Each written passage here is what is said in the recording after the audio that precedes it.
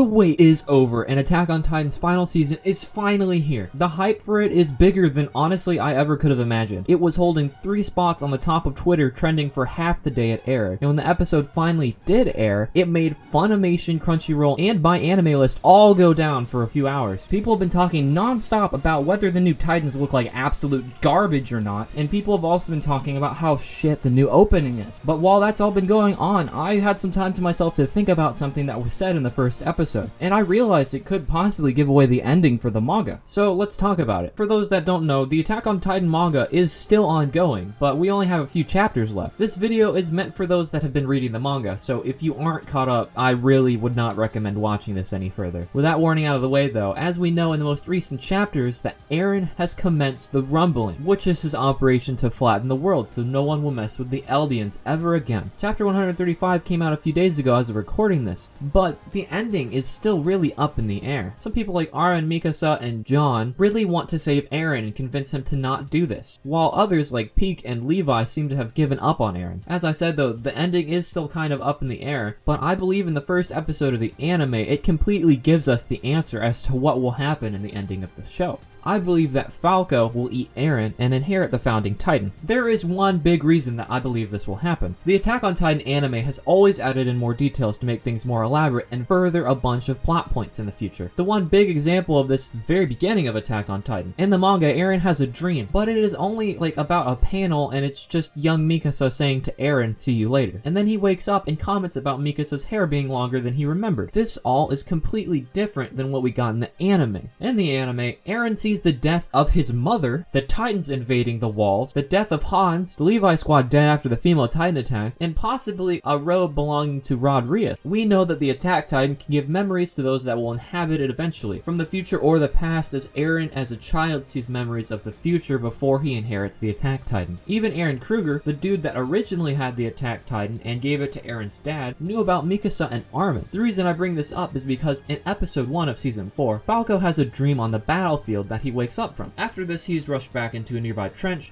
and Udo asks him if he remembers anything. This is given 2 very different responses, both in the anime and in the manga. In the manga, Falco simply says he doesn't really remember, but in the anime, we get an extremely detailed answer. He tells Udo that he was flying through the sky with a sword, and he was fighting a Titan. That sounds familiar, doesn't it? We all know that this description very well probably fits the Eldian military, primarily the Survey Corps. This distinction is important because MAPPA and WIT Studios had both been in contact with Isayama, the writer of Attack on Titan, throughout the anime's airing. It doesn't make much sense for Falco to give such a detailed answer unless it mattered. The fact that he is seeing this most definitely means he's going to inherit the Attack Titan, so that he will be able to see these memories in the first place. This is even furthered when in chapter 133, Falco can see what he believes to be Zeke's memories through a dream. He sees high above the clouds in his dream, which could be 2 things. 1, him seeing what Eren saw as freedom in chapter 131 when he was up high and above the clouds, or 2, him seeing himself in the future, because in chapter 135, he gains the ability to fly through his Titan. Honestly, the physics of a Titan flying doesn't make much sense, and I don't know how he could do this, but he flies. Either way, he is still showing signs of inheriting the Attack Titan by seeing visions he should not normally be seeing. We also learn that in chapter 131, Eren knew that he would activate the rumbling in the future, and that is why he was apologizing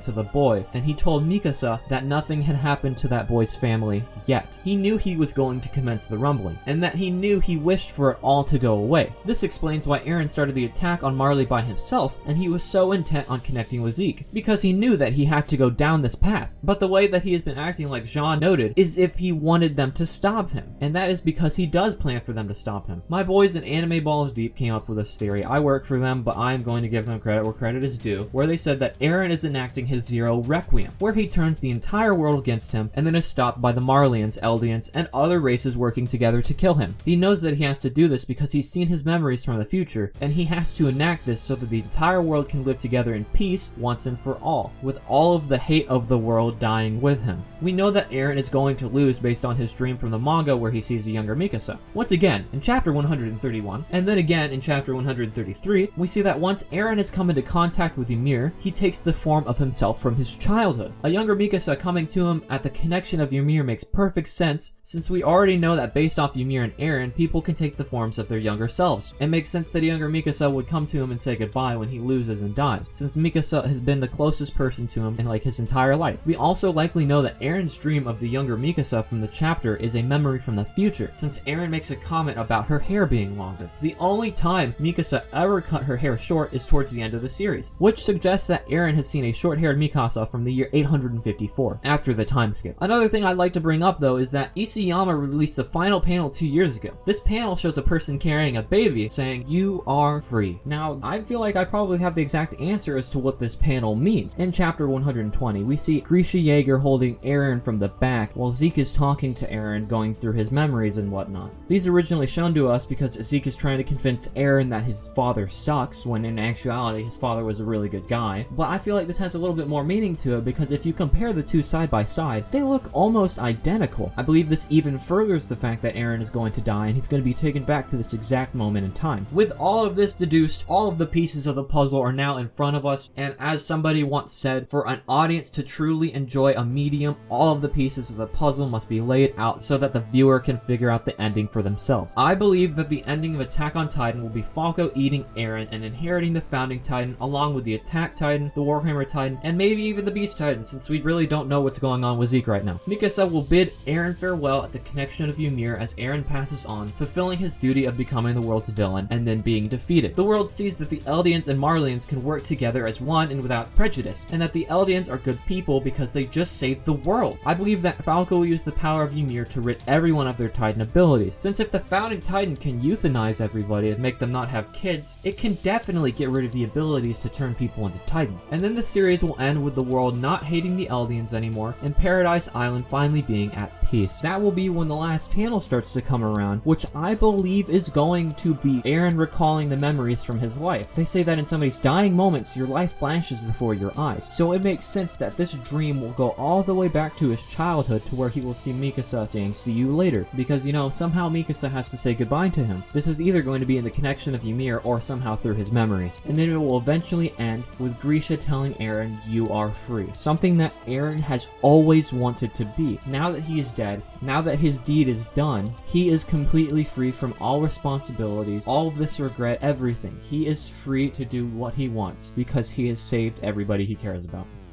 But, you know, I might not be entirely correct. Let me know what you guys think about this theory down in the comment section below. With that being said, I'll see you all next time. うるさい。頑張れ。